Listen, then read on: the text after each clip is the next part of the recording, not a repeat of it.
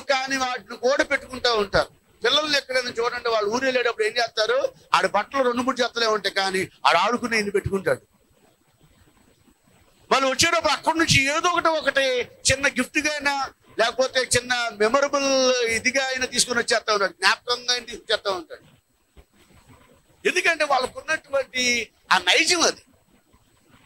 ఈ రోజున వాక్యమును గమనించినట్లయితే సత్రములో స్థలము లేకపోవటానికి రెండవ కారణం, యేసయ్య అక్కడ జన్మించకపోవటానికి, ఆయన బయట ప్రసవించబడి పొత్తుగుడులతో చుట్టబడి ఆ యొక్క పశువుల తొట్టిలో పరును పెట్టబడటం గల కారణం ఏమిటంటే ప్రాముఖ్యము కానివి అక్కడ ఉన్నాయి.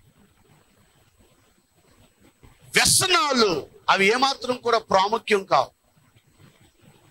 కొంతమంది క్రిస్మస్ అనగానే వాళ్ళకి ఎంత సంతోషమో, ఈ క్రిస్మస్ దినాల్లో అప్పులు చేసి పండుగలు చేసుకునేటువంటి వాళ్ళు, బట్టలు కొనుక్కునే వాళ్ళు కూడా చాలా మంది ఉంటారు. ఈ క్రిస్మస్ నెలలోనే ఫ్రిడ్జ్ కొనాలి, లేకపోతే పండగ ఉన్నట్టు ఉండదు మన ఇంట్లో. ఈ క్రిస్మస్ నెలలోనే బీరో కొనాలా, ఈ క్రిస్మస్ నెలలోనే ఏదైనా వస్తువు కొనాలా.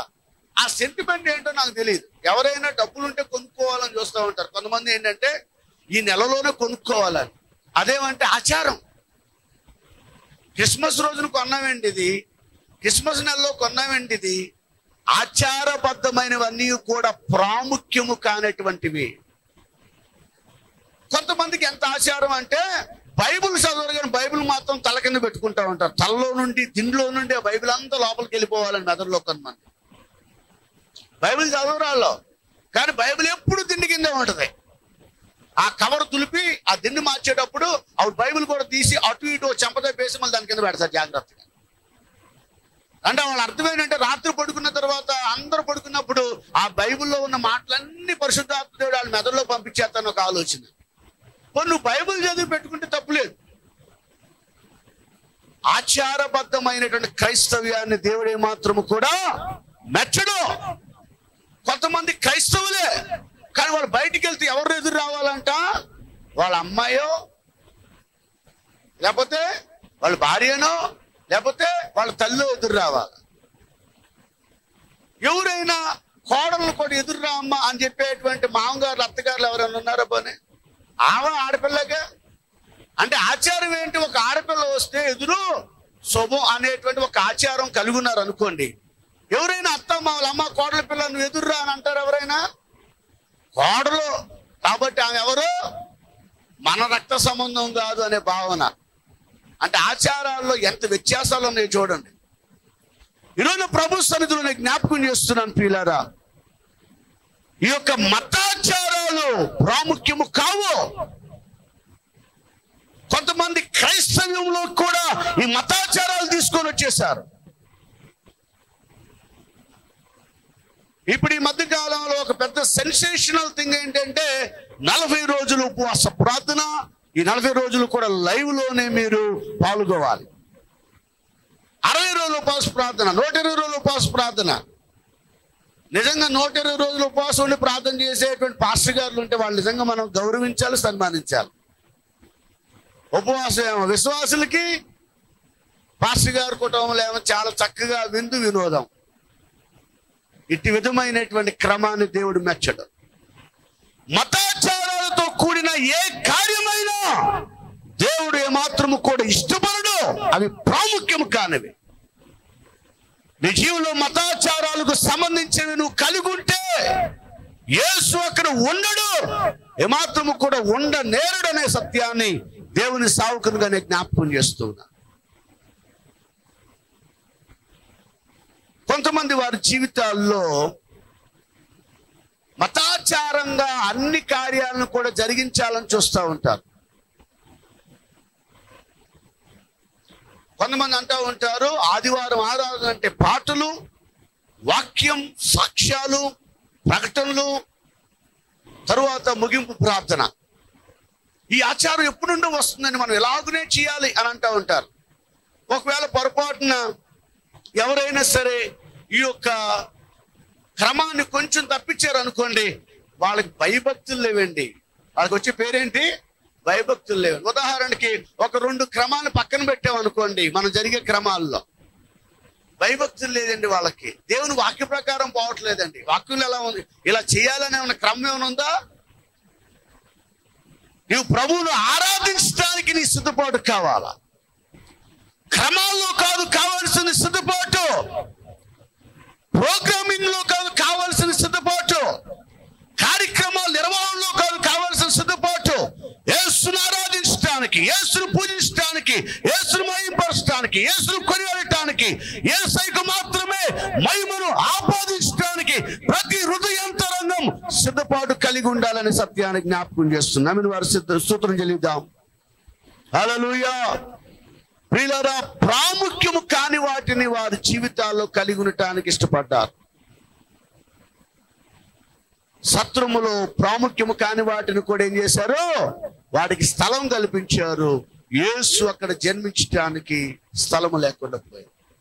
నీ జీవితంలో యేసే లేకపోవడం గల కారణం ఏంటో తెలుసా? ప్రాముఖ్యము కాని మతాచారాలను నీ జీవితంలో నువ్వు కలిగి ఉన్నావు. మతాచారాలని జీవితంలో నువ్వు కలిగి ఉన్నావు. పెద్దలంటే గౌరవం ఉండదు, కానీ వాళ్ళ దగ్గర వంగి వంగి నమస్కారం పెడతా ఉంటారు. ఉపయోగం ఏముందా? అది ఆచారం. గౌరవం ఏది? నిజమైన మర్యాద ఏది? నిజమైన భక్తిభావం ఏది? గురువులంటే గౌరవం ఉండదు, కానీ వారు కనబడినప్పుడు చాలా వినయంగా, చాలా నిమ్రత కలిగిన వారిగా మాట్లాడుతూ ఉంటారు. హృదయంలో ఉండాలా? నీ క్రియలలో కూడా నీ హృదయంలో ఉన్న ప్రకారం చేయాలే గాని హృదయంలో ఒకటి బయట ఒకటి అట్టి విధమైన స్థితిని మన జీవితాల్లో మనం కలిగి ఉండకూడదు. దేవుని బిడ్డలు ఏ విధముగా కూడా అట్టి విధమైన పరిస్థితిని కలిగి ఉండకూడదు. ప్రభు సన్నిధిని మనం చేస్తున్నాం. కొంతమంది వ్యసనాలని వారి జీవితంలో ప్రాముఖ్యంగా భావిస్తూ ఉంటారు. మతాచారాలు వాటిని కొంతమంది ప్రాముఖ్యంగా భావిస్తూ, కొంతమంది వ్యసనాలను ప్రాముఖ్యంగా భావిస్తారు. క్రిస్మస్ అనగానే పైన స్టార్ ఉండాలి, లేకపోతే క్రిస్మస్ పండుగ ఉన్నట్టు కాదు. మనకి పైన స్టార్ ఉండాలి, కింద బార్ ఉండాలి. వాడు అప్పు చేసి మరీ తీసుకొస్తాడు వాళ్ళ స్నేహితులందరినీ. చాలా చక్కగా తిని తాగి ఆ మొత్తులో జోగిపోతాడు. ఆ మరుసటి రోజున చేసిన అప్పు గుర్తొచ్చి అప్పుడు తలబట్టుకుంటాడు, అయ్యో ఈ అప్పు కట్టాలి.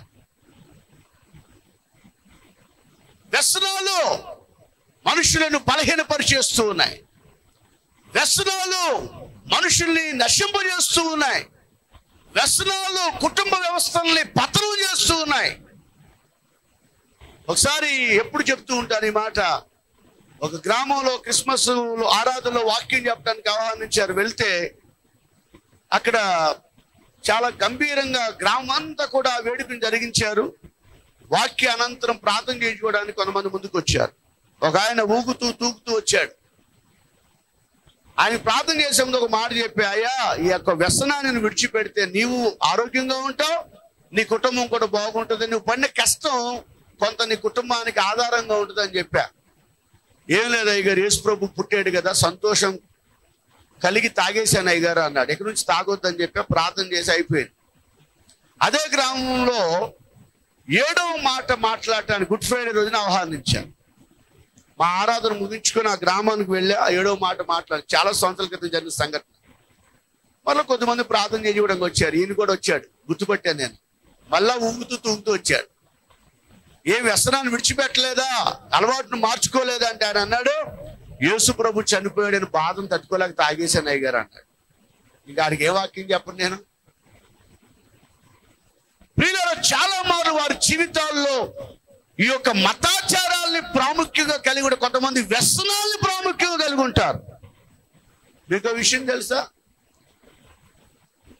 యజమానుడు వ్యసనానికి బానిస అవటమేమో కానీ యజమానురాలు కూడా వాడికి సహకరిస్తూ ఉంటది. ఒక ఆమె అంటుంది, అయ్యగారు మా ఆయన తాగలేకపోతే కాళ్ళు చేతులు వణికిపోతున్నాయి అయ్యగారు, అని బాధను చూడలేక నేనే రోజుకు 100 రూపాయలు ఇస్తున్నాను అంటుంది. ఆమెనేమనాలి, స్టార్ మహిళ అనాలా లేకపోతే ఏమన్నా నాకు అర్థం కాలేక. ప్రియులారా, దేవుని సన్నిధిలో జ్ఞాపకం చేస్తున్నాను. వ్యసనాల్ని ప్రాముఖ్యంగా చేసుకొని జీవితాల్ని, కుటుంబాలని నాశనం చేసుకున్నటువంటి వారు అనేక మంది. వాక్యమును మనం గమనించినట్లయితే యేసుకు సత్రములో స్థలము లేకపోవడం గల కారణం ప్రాముఖ్యము కాని వాటిని అక్కడ ఉన్నటువంటి సత్రములో ఉన్నవారు వారు కలిగి ఉన్నారు, వాటిని లోపలికి తీసుకొని వచ్చారు. అందుకే యేసయ్యకి అక్కడ స్థలం. మూడవ మాటని జ్ఞాపకం చేయడానికి ఇష్టపడుతున్నా. మొట్టమొదటి మాట, యేసుకు సత్రములో స్థలము లేకపోవటానికి, మరియా యేసుకు సత్రములో జన్మనివ్వకపోవటానికి గల కారణం బయట ఉండవలసినవి, వెలుపల ఉండవలసినవి లోపల ఉన్నాయి. అసూయ, ద్వేషాలు ఇవన్నీ మీ హృదయాల్లో ఉంటే యేసయ్యకి అక్కడ ఏం లేదు, స్థలము లేదు. అలాగనే ప్రాముఖ్యము కాని వాటిని కూడా వారు లోపల కలిగి ఉన్నారు. అంటే వ్యసనాలు, మతాచారాలు ఇవన్నీ ప్రాముఖ్యము కానివి, ముఖ్యమైనవి ఏమాత్రము కాదు. అయినను అనేకులు వారి జీవితాలు కలిగి ఉన్నారు. వారి కుటుంబాలైనా వారి జీవితాలైనా యేసు ఏమాత్రము కూడా నివాసము చేయడని విషయాన్ని గమనించాలి. మూడవ మాట మనం గమనించినట్లయితే పరిమితికి మించిన వాటిని సత్రములో కలిగి ఉన్నారు. పరిమితికి మించిన వాటిని సత్రంలో కలిగి ఉన్నారు. అందుకనే మరియ యేసయ్యకు అక్కడ జననం ఇవ్వలేకపోయింది. యేసుకు అక్కడ సత్రములో స్థలము దొరకలేదనే విషయాన్ని గమనించాలి. పరిమితికి మించిన వాటిని కలిగి ఉండకూడదు. మనం ఆటో మీద చూస్తూ ఉంటాం, 4 in all అని రాస్తాడు. అంటే ఆటోలో నలుగురు మాత్రమే ప్రయాణం చేయటానికి రూపొందించబడింది. అతి సౌకర్యవంతమైన ప్రయాణాన్ని మీరు చేయవచ్చు అని అర్థం. కానీ ఎంతమంది ఉంటారు ఆటోలో? ఇప్పుడు కరోనా వచ్చింది కాబట్టి కొంచెం తగ్గించారు. మామూలుగా 15 మంది ఉన్న వాళ్ళు ఏమవుతుంది, 10 మంది ఎక్కుతున్నారు. ఇప్పుడు ఆ యొక్క ఆటో నిండా కిక్కిర్చుకొని కూర్చుంటూ ఉంటారు. ఆ యొక్క ఆటో ఏ విధంగా తయారు చేయబడింది, నలుగురిని మాత్రమే కలిగి ఉండే విధంగా, నలుగురు సౌఖ్యమైన ప్రయాణం చేసే విధంగా రూపొందించబడింది. పరిమితికి మించిన వాటిని ఎప్పుడు కలిగి ఉన్న ప్రమాదమే. అందుకని ఆటోలు బోల్తా పడిపోయింది, తిరగబడిపోయినాయి, యాక్సిడెంట్లు అయిపోయినాయి అని చెప్తా ఉంటారు. గల కారణం ఏంటి? పరిమితికి మించిన బరువు దానిలో ఉంది. నీ జీవితంలో ఎప్పుడు కూడా పరిమితిని దాటేవనుకో, అక్కడ యేసయ్య ఉన్నాడు. ఎప్పుడైనా గమనించారా మీరు? ఆయన విశ్వాసములో నువ్వు పరిమితి లేకుండా ఉండు, దాన్ని సంతోషిస్తాడు. దేవునికి ఇచ్చుటలో నీ సమయమైన, నీ ధనమైన, నీ వనరులైన పరిమితి లేకుండా ఉండు, దాన్ని బట్టి దేవుడు సంతోషిస్తాడు. కానీ దేవుడు నియమించిన చోట నువ్వు పరిమితిని దాటితే దేవుడు ఏమాత్రం కూడా సంతోషించడు. ఇది నిజంగా జరిగిన సంఘటన. విజయనగరం జిల్లాలో పాస్టర్ గారింటికి మేము బైబిల్ కాలేజ్ చదివేటప్పుడు సెలవులకని వెళ్ళాం.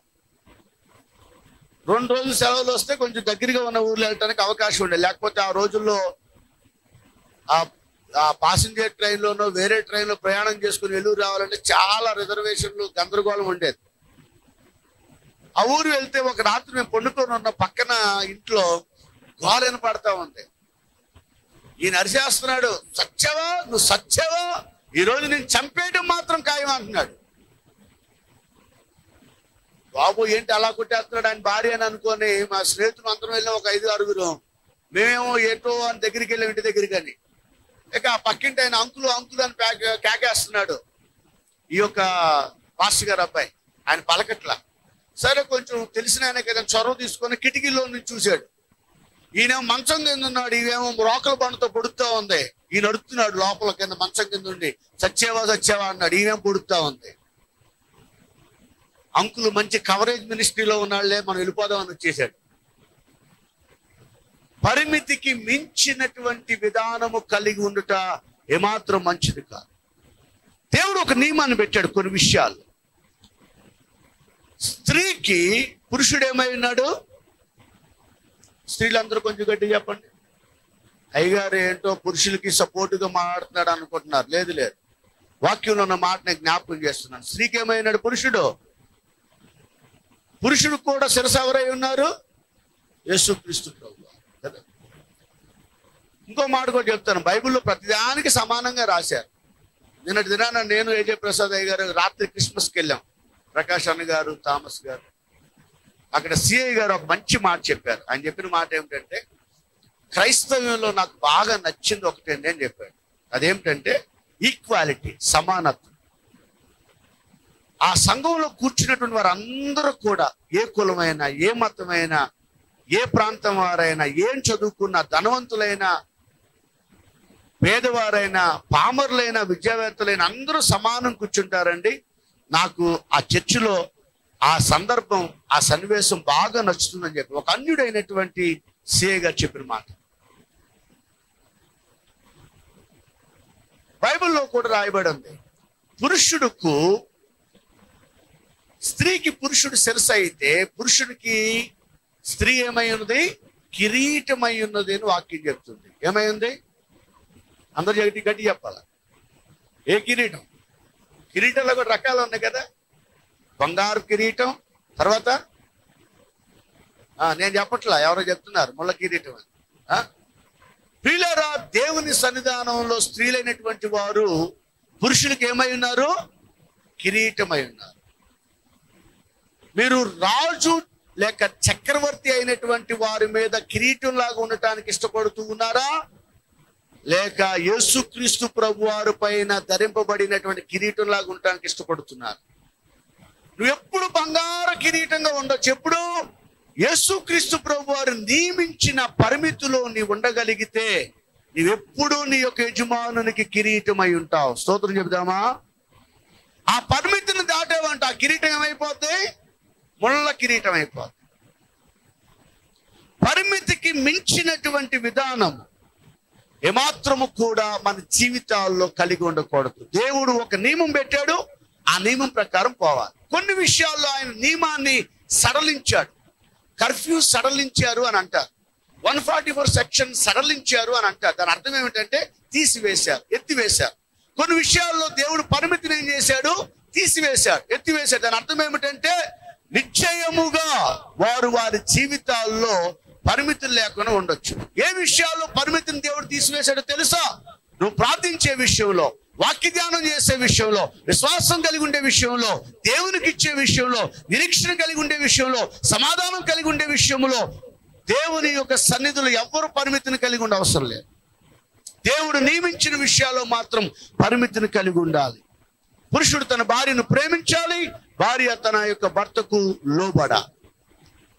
వాక్యమును మనం గమనించినట్లయితే ప్రియులారా, పరిమితికి మించినటువంటి స్థితిని ఏ ఒక్కరూ ఏ రీతిగా కలిగి ఉండకూడదనే సత్యాన్ని వాక్యంలో చూస్తున్నాం. ఆ యొక్క సత్రములో యేసయ్యకు స్థలము లేకపోవడం గల కారణం ఏమిటి?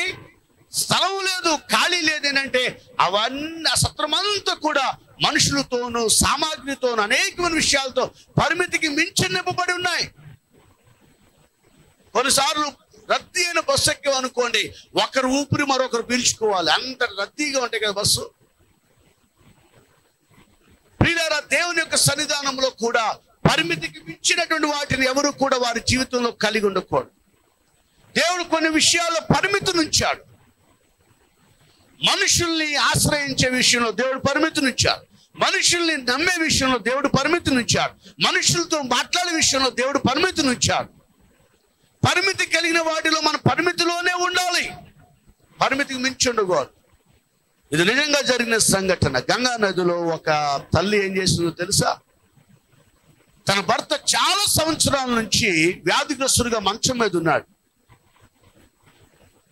ఆమెకున్నటువంటి ధనమంతా ఖర్చు పెట్టింది. భర్త నయమైతే బాగుండని ప్రయాసపడింది, కానీ ఏం నయం కాలేదు. వైద్యులు అందరూ పరీక్షలు చేశారు, ఆ రోగం ఏమిటో నిర్ధారణ చేయలేకపోయారు.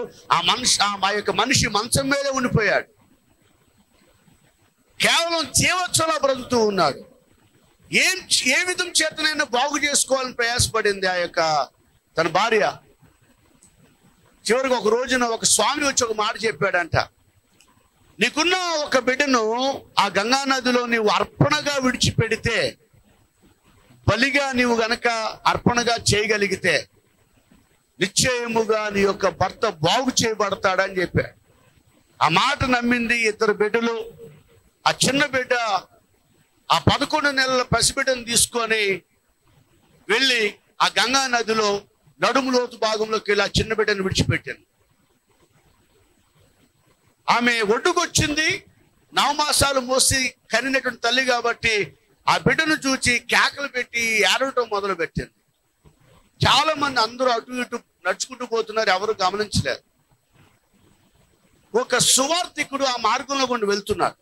ఏంటి ఒక ఆమె ఏడుస్తుందని చెప్పి ఆమె దగ్గరికి వెళ్ళి ఆమెను అడిగాడు, అమ్మ ఏమైంది, ఎందుకు ఇంత దుఃఖంలో ఉన్నావు అని అడిగితే అప్పుడు ఆ విషయాన్ని చెప్పింది. వెంటనే పరుగున ఆ యొక్క సువార్థికుడు ఆ యొక్క నదిలోకి వెళ్ళి ఆమె చూపించిన దిక్కును వెతకటం ప్రారంభించాడు. ఆ చిన్న బిడ్డ ఏమన్నా దాఖలాలు దొరుకుతాయేమో అని, ఏ విధమైన ఉపయోగం లేకుండా పోయింది. బయటికి వచ్చిన తర్వాత ఆమెను వాదారుస్తూ యేసయ్యను గురించి ఒక మాట చెప్తే ఆమె వెంటనే ఆ సువార్తికుని చొక్కా పట్టుకుని ఒక మాట అడిగింది. ఒక్క 5 నిమిషాల క్రితం నువ్వు నాకు ఈ మాట చెప్పి ఉండుంటే, ఇంత గొప్ప దేవుడు ఉన్నాడన్న విషయం నాకు తెలుసుంటే నేను ఈ యొక్క పిచ్చి పని, మూర్ఖమైన పని చేసి ఉండేదాన్ని కాదని సాక్ష్యం ఇచ్చింది. నేను ఎందుకు ఈ మాట చెప్తున్నాను తెలుసా? కొంతమంది పరిమితికి మించి పుకార్లు నమ్మటం, అనవసరమైన విషయాలను నమ్మటం, వాటిని హృదయాల్లో పదిలిపరుచుకోవటం, ఆ ప్రకారం వారు చేయటం, వీటి వలన వారి జీవితాల్లో ఎంతో సంతోషం, సమాధానం కోల్పోయే పరిస్థితి, కుటుంబాల్లో నెమ్మది లేని పరిస్థితి. ఎవడో వస్తాడు, మీకు కలిసి రాకపోవడం గల కారణం ఏంటి? ఈ గుమ్మం ఇటే ఉందండి, అటే ఉంటే కనుక మీరు అపర కోటీశ్వర్లు అయిపోతారు అంటాడు. 5 నిమిషాలు గుమ్మం మార్చేస్తారు. ఆడి వల్ల ఆ మేస్త్రికి ఒక రోజు కూలి దొరికితే గానీ నీ కోట్లు మాత్రం రావు. ప్రియులారా, జ్ఞాపకం చేసుకోవాల్సిన విషయం, ప్రతి వారి యొక్క కష్టాన్ని బట్టి దేవుడు ప్రతిఫలం ఇస్తాడు. స్తోత్రం చెబుదామా? ఆ కష్ట ప్రకారం దేవుని చిత్తాన్ని జరిగిస్తే వారిని దేవుడు తప్పకుండా ఏం చేస్తాడు? ఆయన అభివృద్ధి పరుస్తాడు. స్తోత్రం చెబుదాం. ఈరోజు ప్రభుత్వాన్ని జ్ఞాపకం చేస్తున్న మాట, పరిమితికి మించిన వాటిని ఎవ్వరు కూడా మన జీవితాల్లో కలిగి ఉండకూడదు. విశ్వాసంలోను, ప్రార్థనలోను, నిరీక్షణలోను తప్ప ఏ విషయములో కూడా దేవుడు నియమించిన విషయాల్లో పరిమితికి లోపలే ఉండాలి. దేవుడు చాలా జాగ్రత్త చెప్పాడు, మనుషుని గూర్చి జాగ్రత్త పరుడే. క్షమించండి, మత్తయి 10:17 పావు వల్ల వివేకంగా ఉండు, పావురం వల్ల నిష్కపటంగా ఉండు అనే మాటను చదివేసి వదిలేస్తాం. ఆ కిందే ఉండదు ఒకే ఒక చిన్న మాట, చిన్న లైన్, చిన్న వర్స్, చిన్న వాక్య భాగం, మనుషుని గూర్చి జాగ్రత్త పరుడి. Behaviour of man. నీ ముఖ్య స్నేహితుని నువ్వు నమ్మవద్దు. వాక్యంలో రాయబడిన మాటలేది. ప్రియులారా, ఈరోజు ప్రభు సరిని జ్ఞాపకం చేస్తున్నాను. దేవుడు కొన్ని విషయాల్లో పరిమితి నియమించాడు. ఆ పరిమితి లోపల మనం ఉండగలిగితే అది మనకు ఆశీర్వాదం, మనకి దీవెనది, మన జీవితానికి మేలు, మన కుటుంబానికి అది గొప్ప భాగ్యం. పరిమితిని దాటిన వారిగా మన జీవితాల్లో ఉంటే ప్రమాదానికి కూడా అవుతూ ఉంటాం.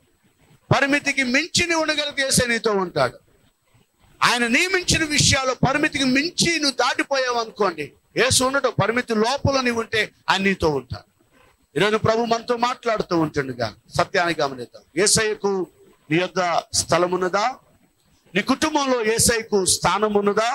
నీవు చేయు ప్రతి పనిలో యేసయ్యకు ప్రాధాన్యత ఉందా? యేసయ్య నీ హృదయంలో లేకుండా ఉండటానికి గల కారణం, నీ కుటుంబంలో స్థానం లేకపోవడం గల కారణం, నువ్వు చేయు ప్రతి పనిలో ఆయనకు ప్రాధాన్యత ఇవ్వలేకపోవడం గల కారణం ఏమిటంటే, నీవు నిశ్చయముగా వెలుపులు ఉండవలసినవి నీవు కలిగి ఉంటున్నావు. ప్రాముఖ్యము కాని వాటిని నీవు కలిగి ఉంటున్నావు. అంత మాత్రమే కాదు, నీ జీవితంలో పరిమితికి మించిన వాటిని నువ్వు కలిగి ఉంటున్నావు. అందుచేత యేసయ్యకు నీ యొక్క స్థలము లేదేమో. ఈ క్రిస్మస్ వేడుకల్లో ఈ యొక్క సంతోషం, ఈ సంబరం, ఈ ఆనందం, ఈ నెమ్మది, ఈ సమాధానం, ఈ సమృద్ధి, ఈ యొక్క ఆదరణ నీవు జీవితకాలం అంతా నీవు నీ కుటుంబం కలిగి ఉండాలంటే యేసయ్యను చేర్చుకో. Have Jesus in your life. యేసుక్రీస్తు నీ జీవితంలో నువ్వు చేర్చుకోగలిగితే, యేసుక్రీస్తు నీ కుటుంబంలో స్థానం ఇవ్వగలిగితే, నీవు చేయు ప్రతి పనిలో యేసయ్యకు ప్రాధాన్యతనివ్వగలిగితే ఆయన నిన్ను అభివృద్ధి పరచువాడు, ఆశీర్వదించేవాడు, స్థిరపరచువాడు. మరి ముఖ్యంగా ఆయన నిన్ను కుమారునిగా, కుమార్తెగా సదాకాలము, సర్వకాలము పరలోక రాజ్యము ఆయన కలిగి ఉండేవాడు. అతి భాగ్యం, అతి యోగ్యతను కలిగి ఉండటం కొరకు యేసయ్యను నీవు కలిగి ఉండటానికి సిద్ధపడు. తలలు వంచుదాం, చిన్న ప్రార్థన చేసుకుందాం. జీవాధిపతి అయిన మా ప్రియ పరలోకపు తండ్రి, మీకు వందనాలు. నీ శ్రేష్టమైన వాక్యం మా హృదయాంతరంగాల్లో నీరు కట్టి ఫలింప చేయమని కోరుతూ ఉన్నాను. ఈ క్రిస్మస్ దినాల్లో మేము కలిగి ఉన్న ఈ సంతోషం, ఈ సమాధానం, ఈ ఆదరణ నిరంతరము శాశ్వత కాలం మేము కలిగి ఉండినట్లుగా వెలుపులో ఉండవలసినవి ఏ ఒక్కరు వారి జీవితంలో కలిగి ఉండకుండా, ప్రాముఖ్యము కాని వాటిని వారి జీవితాల్లో కలిగి ఉండకుండా, మరి ముఖ్యంగా వారి జీవితాల్లో ఏ విషయంలో కూడా పరిమితికి మించినవి కలిగి ఉండకోకుండా నిన్ను కలిగి ఉండటానికి మీరు కృప చూపమని కోరుతున్నాను. ప్రతి ఒక్క హృదయాంతరంగములో మీరు స్థలము కలిగి ఉన్నట్లుగా వారి కుటుంబాల్లో మీరు స్థానం కలిగి ఉన్నట్లుగా, వారు చేయ ప్రతి విషయాల్లో మీకు ప్రాధాన్యతనిచ్చి వారికి ఉన్నట్లుగా మీ సహాయం దయచేయండి. ఘనత, మహిమ, ప్రభావాలు మీకు ఆపాదిస్తూ ఉన్నారు. యేసు అతి పరిశుద్ధ నామములో ప్రార్థన చేసి వేడుకొనుచున్నాము తండ్రి, ఆమేన్. మా చిరునామా Yese Aadarana, Gethsemane central church, win our natives ministries, Satrampadu, Seetharampuram road, Vatluru panchayat, Eluru. మా పిన్ కోడ్ 534007.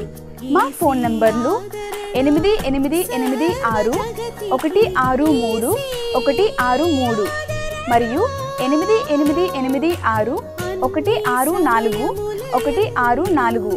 మా ఈమెయిల్ oneindia@gmail.com. మా website www.wonindia.org. Our address: Yese Aadarana, Gethsemane central church, win our natives ministries, Satrampadu, Seetharampuram road, Vatluru panchayat, Eluru. Our pin code 534007. Our phone numbers 8886-163-163 and 8886-164-164. Our email oneindia@gmail.com. Our website www.wonindia.org.